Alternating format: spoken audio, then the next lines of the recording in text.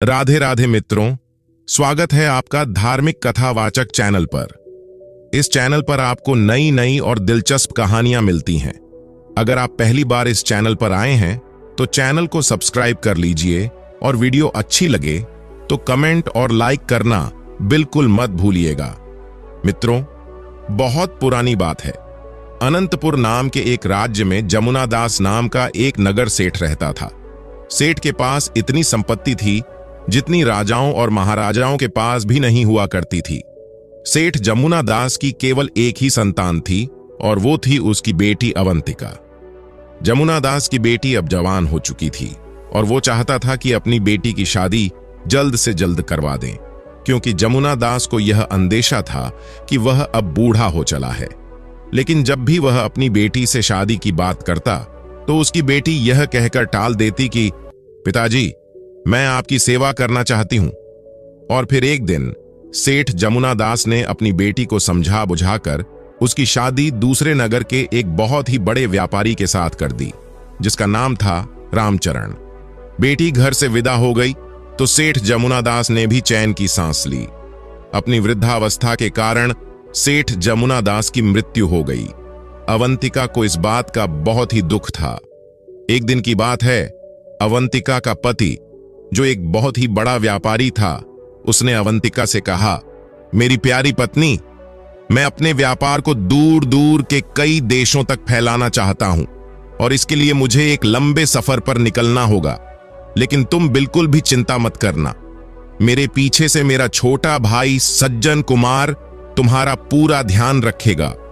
और फिर रामचरण अवंतिका से विदा लेकर अपने व्यापार को बढ़ाने के लिए दूसरे देशों के सफर पर निकल पड़ा। उसका भाई सज्जन कुमार, जो केवल नाम का ही सज्जन था, क्योंकि उसकी नीयत अपनी भाभी अवंतिका के लिए अच्छी नहीं थी। भाई के जाने के बाद कुछ दिनों तक तो उसने अपनी भाभी का पूरा ख्याल रखा, लेकिन धीरे धीरे उसके व्यवहार में बदलाव आने लगा। वह जब कभी भी अपनी भाभी को अकेला पाता तो उससे कहता कि तुम अब बड़े भाई को भूल जाओ और मेरी हो जाओ। लेकिन अवंतिका ऐसी नहीं थी। उसने नौकरों से कहकर अपने देवर सज्जन कुमार का हवेली में आना बंद करवा दिया। तब सज्जन कुमार ने अपने इस अपमान का बदला लेने के लिए एक योजना बनाई। उसने अवंतिका के ही घर में काम करने वाली एक नौकरानी की सहायता से अवंतिका की अंगूठी, जो अवंतिका को उसके पति रामचरण ने शादी के दिन पहनाई थी, वह अंगूठी उसने चोरी करवा ली। सज्जन कुमार ने वो अंगूठी एक नौकर को दी और उससे कहा कि तुम यह अंगूठी लेकर राज दरबार में जाओ और कहो कि तुम्हें यह अंगूठी अवंतिका ने दी है और वह तुमसे प्यार करती है।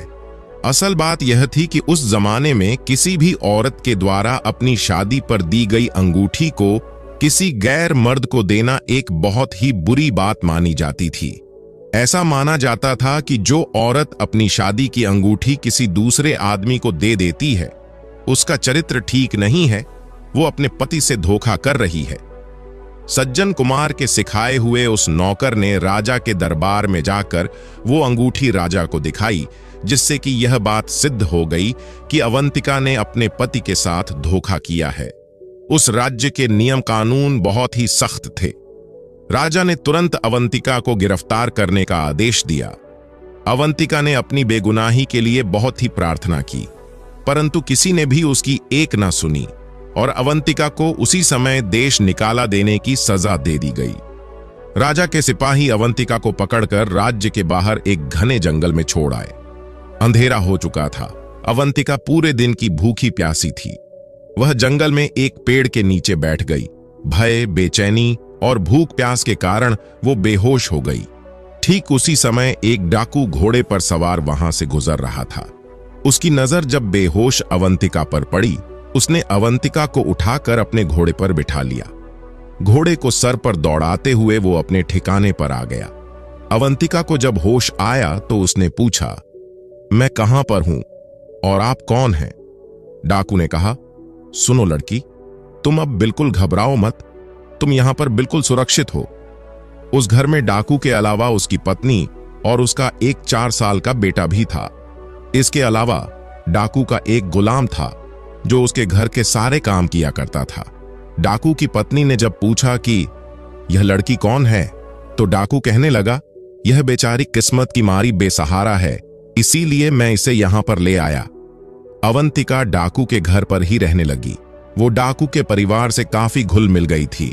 इसी दौरान डाकू का गुलाम एक दिन अवंतिका को अकेला पाकर उससे कहने लगा कि तुम डाकू के खजाने में से कुछ हीरे चुराकर मुझे दे दो, इसमें तुम्हारा भी फायदा होगा। लेकिन अवंतिका ने इससे साफ इनकार कर दिया। तब गुलाम ने गुस्से से भरकर कहा, मेरी बात ना मानने की सजा तुम्हें जरूर मिलेगी। ये डाकू जो तुम्हें आज अपनी बहन मानता है, देखना एक ना एक दिन ये तुम्हारी जान का दुश्मन बन जाएगा। अब उस गुलाम ने अवंतिका से बदला लेने की पूरी योजना बना ली। एक रात की बात है, जब वो डाकू घर पर नहीं था, तो उस गुलाम ने डाकू के सोए हुए बेटे की चाकू से गर्दन काट दी और खून से सना हुआ वो चाकू चुपचाप जाकर सोई हुई अवंतिका के तकिए के नीचे रख दिया। जब सुबह हुई, डाकू घर में वापस आया तो उसने अपने बेटे को मरा हुआ पाया। यह देखकर डाकू का मानो कलेजा ही फट गया। उसकी पत्नी जोर जोर से चिल्लाने लगी। तभी वो गुलाम भागता भागता आया और कहने लगा, मलिक, आपके बेटे को किसने मार दिया? अगर मुझे इस बात का मालूम पड़ जाए तो मैं अभी उससे बदला ले लूंगा। मैं उस हत्यारे को जिंदा नहीं छोड़ूंगा। और फिर जमीन पर पड़े हुए खून के छींटों को देखकर वह कहने लगा, देखिए मालिक, यह खून के छींटे किस तरफ जा रहे हैं। और फिर वो खून के छींटों का पीछा करते हुए डाकू को अवंतिका के कमरे में ले आया। गुलाम चिल्लाकर कहने लगा, मालिक, इस दुष्ट लड़की ने आपके बेटे की हत्या की है। अवंतिका के बिस्तर की तलाशी ली गई तो खून से सना हुआ चाकू उसके तकिए के नीचे से बरामद हुआ। अब वो गुलाम चिल्ला चिल्ला कर कहने लगा, मैं अभी इस लड़की को मौत के घाट उतार दूंगा। डाकू ने इशारे से उसे रोका और अवंतिका से पूछा कि तुमने मेरे बेटे को क्यों मारा? अवंतिका कहने लगी, ईश्वर जानता है कि मैं बेकसूर हूं, मैंने आपके बेटे को नहीं मारा। भला मैं आपके बेटे को क्यों मारूंगी? आपने मुश्किल समय में मेरी सहायता की है, मैं आपके साथ ऐसा क्यों करूंगी? अवंतिका की बातें सुनकर डाकू को भी इस बात का विश्वास हो गया था कि अवंतिका उसके बेटे को नहीं मार सकती। लेकिन डाकू की पत्नी कहने लगी कि अब जो भी हो, यह लड़की मेरी आंखों के सामने नहीं रह सकती, वरना मैं जीते जी मर जाऊंगी। तब डाकू ने अवंतिका से कहा, देखो बहन, एक बार तो मैं यह मान सकता हूं कि तुमने मेरे बेटे को नहीं मारा, लेकिन अब तुम इस घर में नहीं रह सकती, तुम्हें इस घर से जाना होगा। और फिर डाकू ने 500 अशर्फियों से भरी हुई एक थैली अवंतिका को देते हुए कहा कि तुम यह धन अपने पास रख लो, ये तुम्हारे बहुत ही काम आएगा। अवंतिका कहने लगी, मुझे धन की कोई आवश्यकता नहीं है, मैंने अपने पिता के घर में बहुत सा धन देखा है। पर डाकू कहने लगा, नहीं बहन, किसी भी बुरे समय में ये तुम्हारे काम आएगा, इसीलिए तुम इसे रख लो। अवंतिका ने वो थैली अपने पास रख ली और कहने लगी, मैं ईश्वर से प्रार्थना करूंगी कि एक ना एक दिन आपको सच्चाई मालूम पड़ जाए कि मैंने आपके बेटे की हत्या नहीं की। इतना कहकर अवंतिका वहां से चली गई। चलते चलते अवंतिका जब एक दूसरे नगर में पहुंची तो उसने देखा कि बहुत से लोग एक आदमी को रस्सियों में जकड़े हुए लिए जा रहे थे। पूछने पर पता चला कि उस आदमी ने कई लोगों से कर्जा ले रखा था और अब कर्ज वापस नहीं चुका रहा था, इसीलिए लोग उसे सजा देने के लिए रस्सियों से जकड़कर ले जा रहे थे। अवंतिका ने पूछा कि इस आदमी का कितना कर्ज है। लोगों ने बताया, कम से कम 500 सोने की अशर्फियां। वो कहने लगी कि अगर मैं इसका कर्ज भर दूं तो क्या आप लोग इसे छोड़ देंगे? हाँ हाँ, बिल्कुल छोड़ देंगे। अवंतिका ने उसके पास जो अशर्फियों की थैली थी वो उन लोगों को दे दी और उस अपराधी को छुड़वा दिया। ये देखकर लोग हैरान थे कि आखिर ये इतनी नेक दिल औरत कौन है जिसने एक अनजान आदमी को मौत के मुंह से बचा लिया। अवंतिका चुपचाप लोगों की नजरों से बचती हुई वहां से चली गई। अभी वो कुछ दूर ही पहुंची थी कि वो अपराधी जिसे अवंतिका ने बचाया था दौड़ता हुआ अवंतिका के पास आ पहुंचा। अवंतिका को लगा कि शायद वो उसका धन्यवाद करने के लिए आया है। वह अवंतिका के पास आकर कहने लगा, क्या तुम्हारे पास और भी दौलत है? तुम मुझे दे दो, मुझे दौलत की भौतिक आवश्यकता है। वो अवंतिका पर झपटने लगा। ये देखकर अवंतिका घबरा गई और सरपट भागने लगी। भागते भागते वो काफी दूर निकल आई और फिर थककर एक पेड़ के नीचे बैठ गई। इधर वो आदमी उसका पीछा करता हुआ आ रहा था। जब उसने देखा कि अवंतिका थकी थकी एक पेड़ के नीचे बैठ गई है, तो वो भागता हुआ पास ही खड़े हुए एक समुद्री जहाज के मालिक के पास जा पहुंचा। उसने अवंतिका की तरफ इशारा करते हुए जहाज के मालिक से कहा, हुजूर, वो जो सामने लड़की बैठी है वो मेरी नौकरानी है, जिसे मैंने 500 अशर्फियों में खरीदा था। अगर आप मुझे 500 अशर्फियां दे दें तो मैं उसे आपके हवाले कर सकता हूं। उस व्यापारी ने जब अवंतिका की सुंदरता देखी तो उस पर मोहित हो गया। उसने तुरंत 500 अशर्फियां निकालकर उस अपराधी को दे दी और कहने लगा, ठीक है, आज से ये मेरी हुई।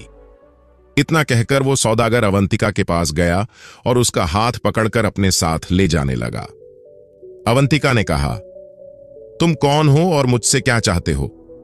सौदागर ने कहा, चुपचाप मेरे साथ चलो, क्योंकि मैंने तुम्हें 500 अशर्फियां देकर खरीद लिया है, और वो देखो, तुम्हें बेचने वाला अशर्फियों की थैली लेकर भागा जा रहा है। इसके बाद सौदागर ने अवंतिका को जबरदस्ती अपने कंधों पर बिठाया और उसे उठाकर अपने समुद्री जहाज में ले गया। सौदागर ने अवंतिका को जबरदस्ती समुद्री जहाज की एक कोठरी में बंद कर दिया। वो चाहता था कि अवंतिका उससे शादी कर ले, परंतु अवंतिका इसके लिए तैयार नहीं थी। उसी रात अचानक समुद्र में एक भयानक तूफान आ गया। तूफान के कारण समुद्री जहाज के परखच्चे उड़ गए, लेकिन अवंतिका एक लकड़ी के तख्ते पर तैरती हुई एक किनारे पर जा लगी। दूसरी तरफ वो सौदागर भी एक लकड़ी के तख्ते को पकड़े हुए किसी दूसरे देश में जा पहुंचा। अवंतिका को जब होश आया तो वो एक साधु की कुटिया में थी। असल में एक वृद्ध साधु अवंतिका को वहां से उठाकर अपनी कुटिया में ले आया था।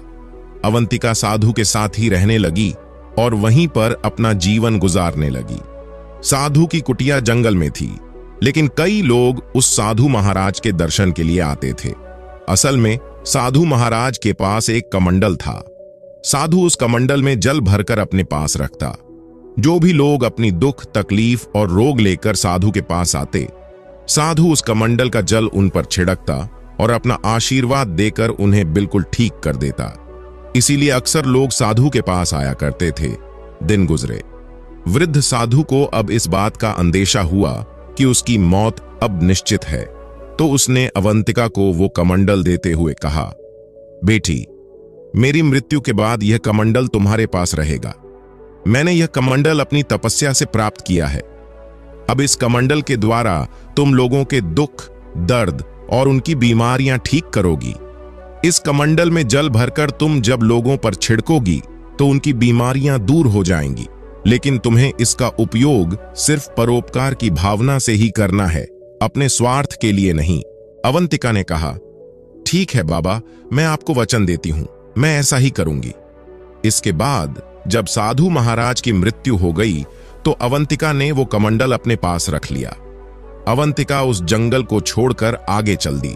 सफर तय करते हुए अवंतिका अब एक ऐसे देश में जा पहुंची जहां पर सिर्फ औरतों का ही साम्राज्य था। उस देश की बागडोर एक रानी के हाथ में थी और वहां पर सिर्फ औरतें ही रहती थीं। किसी भी पुरुष के वहां पर आने पर पाबंदी थी। जब अवंतिका वहां पर पहुंची तो उसके दुख और तकलीफों के बारे में सुनकर वहां की औरतों ने उसे अपने यहां रहने की अनुमति दे दी। अवंतिका वहीं पर रहने लगी और साधु बाबा के द्वारा दिए गए कमंडल से लोगों की सहायता करने लगी। वहां की प्रजा के दुख, दर्द और बीमारियों को दूर करने लगी। जब वहां की रानी को इस बारे में पता चला तो उसने अवंतिका को अपने महल में बुलाया और कहा, बेटी, तुम जैसी नेक दिल औरत की जगह इस महल में है। तुम महल में आकर रहो और लोगों के दुख, दर्द और उनकी बीमारियां दूर करो। अवंतिका अब रानी के महल में रहने लगी थी। समय बीतने के साथ साथ रानी बुरी हो चुकी थी। उसने अवंतिका को अपना उत्तराधिकारी घोषित कर दिया और यह घोषणा कर दी कि रानी की मृत्यु के बाद अवंतिका ही इस देश की नई रानी बनेगी। कुछ समय के बाद जब रानी की मृत्यु हो गई तो सभी की सहमति से अवंतिका को उस देश की रानी बना दिया गया। अवंतिका की ख्याति अब दूसरे देशों में भी फैलने लगी कि वह लोगों के दुख, दर्द और उनकी बीमारियों को ठीक कर देती है। अब आसपास के देशों से भी कई लोग अवंतिका के पास अपनी बीमारियों का इलाज करवाने के लिए आने लगे। बदले में वो अवंतिका को ढेरों आशीर्वाद और दुआएं देकर जाते। अब इस देश में दूसरे देशों से पुरुष आ सकते थे, लेकिन सिर्फ अपना इलाज करवाने के लिए, और इलाज के बाद उन्हें वहां से वापस जाना पड़ता था। एक दिन की बात है, अवंतिका को खबर मिली कि वहां की एक सराय में 6 मुसाफिर आकर रुके हैं। अगले दिन वो 6 मुसाफिर जब राजमहल में पहुंचे, तब अवंतिका ने अपने कमरे की खिड़की से उन 6 मुसाफिरों को देखा। अवंतिका उन 6 आदमियों को पहचान गई थी। इसीलिए अवंतिका ने यह फैसला किया कि जब वो उन 6 आदमियों को अपने पास इलाज के लिए बुलाएगी, तो वो अपना चेहरा नकाब से ढक कर रखेगी। उन 6 मुसाफिरों को अवंतिका के दरबार में पेश किया गया। अवंतिका ने अपना चेहरा एक नकाब से ढक लिया और उन आदमियों से उनकी तकलीफ के बारे में पूछा। सबसे पहले 2 आदमी आगे बढ़कर आए, जिनमें से एक कहने लगा, रानी साहिबा, मैं अपने छोटे भाई का इलाज करवाने के लिए आया हूं। मेरा छोटा भाई अंधा हो चुका है। असल बात यह है कि मैं एक व्यापारी हूं, और जब मैं व्यापार के सिलसिले में दूसरे देश की यात्रा पर गया था, तो पीछे से अपनी पत्नी की देखभाल का जिम्मा मैंने अपने छोटे भाई को दे दिया था। लेकिन मेरी पत्नी बेवफा निकली और मुझे छोड़कर चली गई। इसी दुख में मेरा भाई रो रो कर अंधा हो गया। अवंतिका समझ गई कि यह व्यापारी उसका पति है और यह अंधा आदमी वही सज्जन कुमार है। अवंतिका ने कहा, व्यापारी, क्या तुम्हें इस बात का पक्का विश्वास है कि तुम्हारी पत्नी ने तुम्हारे साथ धोखा किया था? व्यापारी कहने लगा, महारानी जी, मेरा मन तो नहीं मानता कि मेरी पत्नी धोखेबाज हो सकती है, लेकिन मैं अपने भाई की बात को कैसे झुठला सकता हूं? ठीक है, मैं कल तुम्हारे भाई का इलाज करूंगी। इसके बाद 2 और लोग रानी के सामने हाजिर हुए। उनमें से एक कहने लगा, रानी साहिबा, मैं आपके पास अपने इस गुलाम का इलाज करवाने के लिए आया हूं। मैंने बचपन से ही इसे अपने बच्चों की तरह से पाल पोस कर बड़ा किया है। अवंतिका ने पहचान लिया कि यह आदमी वही डाकू है और उसके साथ जो रोगी है वो वही गुलाम है जिसने अवंतिका पर हत्या का झूठा इल्जाम लगवाया था। अवंतिका ने कहा, अच्छा ठीक है, तुम्हारा इलाज भी कल किया जाएगा। अब अगले मुसाफिर ने उठकर कहा, महारानी जी, मुझे मिर्गी का रोग हो गया है। कृपया ईश्वर से प्रार्थना कीजिए कि मैं ठीक हो जाऊं। मैंने बहुत सोचा और फिर मुझे याद आया कि मैंने एक ऐसा पाप किया था कि एक खूबसूरत लड़की जिसे मैंने खरीदा था, उसके साथ मैंने बहुत ही बुरा बर्ताव किया था। लगता है उसी पाप की सजा मुझे मिली है। तब वहां पर पहुंचे हुए आखिरी मुसाफिर ने कहा, भाई, एक नेक दिल और शरीफ औरत को नौकरानी बताकर मैंने ही तुम्हें बेचा था। मेरा अपराध तो तुमसे भी ज्यादा खतरनाक है, क्योंकि उस नेक दिल औरत ने मेरी जान बचाई थी, और शायद इसी की सजा मुझे मिल रही है कि मेरे दोनों हाथ अपाहिज हो चुके हैं। रानी पहचान गई कि यह वही बदमाश है जिसकी जान उसने बचाई थी, और उसके साथ खड़ा वो आदमी वही व्यापारी है जिसके समुद्री जहाज पर वो बंदी बनकर रही थी। सारी बातें सुनने के बाद अवंतिका ने कहा, आज तुम सभी लोग जा सकते हो और आराम करो। कल इसी वक्त राजमहल में आना। अगर ये अंधा और कोढ़ी अपनी अपनी सच्चाई बता दें तो मैं इन्हें भी रोग मुक्त कर दूंगी, लेकिन अगर दोनों झूठ बोलेंगे तो उन्हें सजा दी जाएगी। असल बात यह है कि मैं तुम सभी लोगों को पहचानती हूं। जिन लोगों ने सब कुछ सच सच बता दिया है, उनके लिए मैं आज ही ईश्वर से प्रार्थना करूंगी। इसके बाद सभी मुसाफिर सराय में वापस आ गए। जिन्होंने सच सच बोल दिया था वे तो खुश थे और अपने रोग से मुक्त हो जाने का उन्हें पक्का विश्वास था, मगर अंधा और कोढ़ी दोनों को ऐसा मालूम होता था कि वो अंगारों पर लौट रहे हैं। वे दोनों दुविधा में फंस चुके थे। अगर सच कह देंगे तो उनकी पोल खुल जाएगी, और झूठ कहेंगे तो रानी उन्हें सजा देगी। दूसरे दिन जब वे दरबार में पहुंचे तो सबसे पहले अंधे ने आगे बढ़कर अपना अपराध स्वीकार करते हुए कहा, रानी साहिबा, मेरे भाई की पत्नी यानी मेरी भाभी बिल्कुल बेगुनाह थी। और मैंने ही साजिश करके अपनी भाभी को फंसाया था। और उसके बाद उसने सारी बात सच सच बता दी। अभी उसकी बात खत्म नहीं हुई थी कि उसका भाई उस पर हमला करने के लिए दौड़ा और कहने लगा, रानी साहिबा, मैं तो कहता हूं कि इस अंधे को ठीक करने की बजाय इसके हाथ पैर भी कटवा दिए जाएं। मुझ पर और मेरी बेगुनाह पत्नी पर इसने जो अत्याचार किए हैं उसकी सजा इसे मिलनी ही चाहिए।